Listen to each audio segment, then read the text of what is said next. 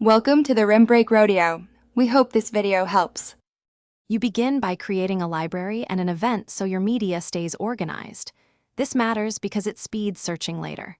Next, import footage, dragging or file import, and decide if you need optimized or proxy media to keep editing smooth. Once done, create a project with the correct frame rate and resolution.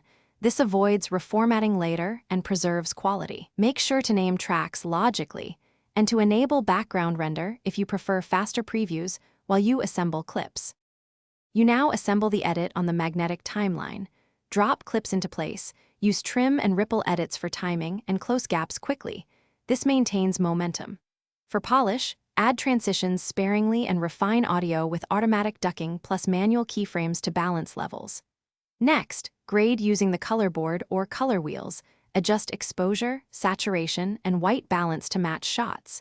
If you have multi-angle or group takes, use multicam or compound clips, so changes apply once instead of repeat. You finish by exporting through the Share menu.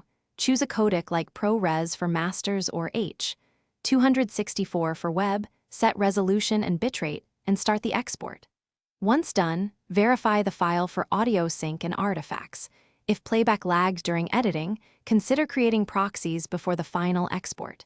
If something goes wrong, relink missing media or delete render files to force a fresh render. And make sure Final Cut Pro and your GPU drivers are up to date so performance issues don't repeat.